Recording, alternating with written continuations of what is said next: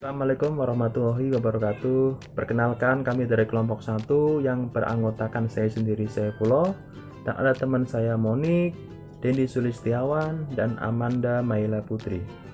Di sini kami akan coba menjelaskan tentang manajemen strategik dan pengaruh internal dan eksternal di sebuah perusahaan. Yang pertama, saya akan menjelaskan tentang manajemen strategik. Apa sih yang dinamakan manajemen strategik itu?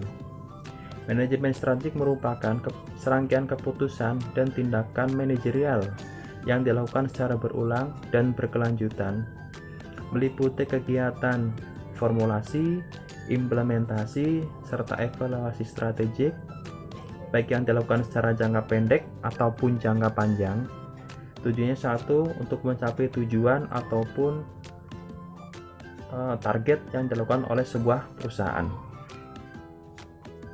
Secara garis besarnya, manajemen strategik itu merupakan role ataupun model untuk mencapai tujuan dan memenangkan persaingan dengan kompetitor lain di sebuah perusahaan. Jadi sebuah perusahaan ataupun organisasi tanpa menggunakan manajemen strategik yang baik dan benar, maka perusahaan tersebut tidak akan pernah berkembang dan berjalan sebagaimana mestinya. Berbicara mengenai manajemen strategik, tentu ada hubungannya dengan visi dan misi sebuah perusahaan atau organisasi. Lebih jelas dan detailnya akan dijelaskan oleh teman saya. Kepada saudara Nonik, silakan dilanjutkan untuk visi dan misi perusahaan. Terima kasih. Terima kasih atas penjelasannya Bang Saiful. Selanjutnya saya akan menjelaskan apa itu visi dan misi. Visi adalah gambaran jangka panjang tentang keadaan yang diinginkan oleh perusahaan. Visi juga harus inspiratif, menantang, dan memberi motivasi kepada anggota organisasi tentunya. Lalu, apa itu misi? Misi adalah kenyataan mengenai hal-hal yang harus dicapai organisasi di masa mendatang oleh semua pihak yang berkepentingan dalam organisasi. Misi juga mencerminkan peran, fungsi, dan kemampuan di jajaran.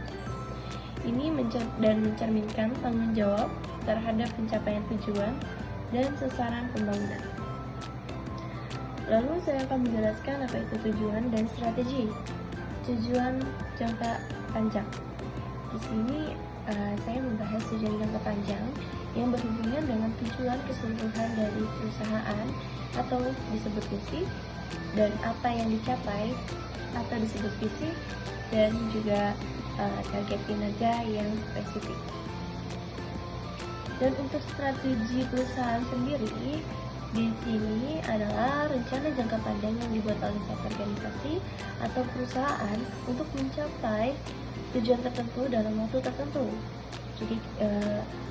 Jadi nih perusahaan ini sudah menentukan waktu untuk menentukan atau mencapai tujuan tersebut. Lalu strategi perusahaan ini juga mencakup berbagai aspek seperti alokasi sumber daya, desain organisasi, portofolio manajemen, dan juga strategi pertukaran. Sekian dari saya. Materi selanjutnya akan dijelaskan oleh Amanda. Amanda, dipersilakan. Di slide ini kita akan membahas beberapa strategi perusahaan. Yang pertama yaitu ada pertumbuhan. Pertumbuhan yaitu menginvestasikan ke dalam peningkatan produksi, kapasitas, dan infrastruktur untuk pertumbuhan balik. Yang kedua yaitu ada menciptakan pasar baru, yaitu membuat pasar baru atau menyempurnakan pasar yang baru untuk menjual produk atau jasa. Yang ketiga yaitu ada akuisisi bisnis, yaitu mengakuisisi bisnis lain untuk memperluas jangkauan pasar dan mengendalikan persaingan. Yang keempat yaitu ada diferensiasi produk, yaitu menghasilkan produk yang berbeda atau unik untuk menjajaki pasar yang sangat kompetitif. Yang kelima yaitu ada permainan harga, yaitu menyesuaikan harga produk atau jasa dengan rasa harga yang tinggi dari pelanggan untuk meningkatkan keuntungan. Di slide selanjutnya yaitu ada contoh studi kasus. Di sini kita ambil dari PT Indofood Sukses Makmur, di mana visi mereka yaitu menjadi perusahaan solusi makanan total. Misi mereka ada 3. Yang pertama, memberikan solusi atas kebutuhan pangan secara berkelanjutan. Yang kedua yaitu senantiasa meningkatkan kompetensi karyawan, proses produksi, dan teknologi. Yang ketiga yaitu ada memberikan kontribusi bagi kesejahteraan dan lingkungan masyarakat secara berkelanjutan. Tujuan jangka panjang mereka yaitu menguasai pasar mie instan di Indonesia. Strategi perusahaannya yang pertama yaitu Indofood membangun kerangka kerja yang baik dengan perusahaan lain seperti usaha patungan dengan Nestle untuk mengembangkan dan menjalankan produk berkualitas di pasar Indonesia dan ekspor. Yang kedua yaitu perusahaan ini memastikan bahwa semua karyawan dan rekan kerja memiliki peluang untuk melatih pembelajaran dan perkembangan profesional. Hal ini membantu Indofood mengembangkan produk berkualitas dan menjaga daya saing. Ya, untuk selanjutnya adalah lingkungan internal dan eksternal perusahaan. Lingkungan internal mencakup faktor-faktor yang berada di dalam perusahaan dan dapat dikendalikan oleh perusahaan. Sedangkan lingkungan eksternal adalah lingkungan mencakup faktor-faktor yang berada di luar perusahaan dan tidak dapat dikendalikan oleh perusahaan. Faktor-faktor lingkungan internal dan eksternal. Faktor internal seperti yang pertama sumber daya manusia, khususnya pegawai, keterampilan dan pengetahuan pegawai.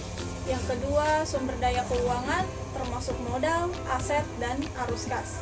Yang ketiga, sumber daya fisik, termasuk fasilitas, peralatan, dan teknologi. Yang keempat, sumber daya organisasi, khususnya struktur, budaya, dan sistem. Untuk faktor eksternalnya, yang pertama pasar, khususnya pelanggan, pesaing, dan pemasok. Yang kedua, perekonomian, terutama kondisi makromi seperti tingkat inflasi, suku bunga, dan pertumbuhan ekonomi. Yang ketiga, teknologi, khususnya perkembangan teknologi baru. Yang keempat, hukum dan peraturan perundang-undangan yang berlaku. Yang kelima, masyarakat dan kebudayaan, khususnya nilai-nilai, kepercayaan, dan gaya hidup suatu masyarakat. Ya, yang selanjutnya ada hubungan antara lingkungan internal dan lingkungan eksternal. Lingkungan internal suatu perusahaan akan menemukan bagaimana perusahaan dapat memanfaatkan peluang dan menyikapi ancaman dari lingkungan eksternal. Misal, perusahaan dengan sumber daya manusia yang berkualitas akan lebih mampu memanfaatkan peluang pasar. Kemudian sebaliknya ya, perusahaan dengan sumber daya keuangan yang terbatas akan kesulitan menghadapi ancaman dari pesaing. Contoh studi kasusnya itu dari PT Indofood Sukses Makmur Tbk. Itu ada analisis lingkungan internalnya.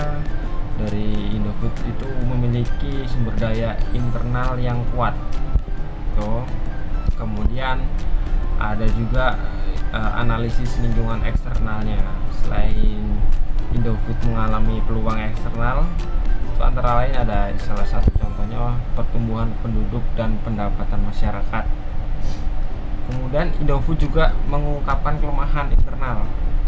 Itu banyak faktor ya, antara lain ada biaya produksi relatif tinggi, itu adalah salah satu contohnya.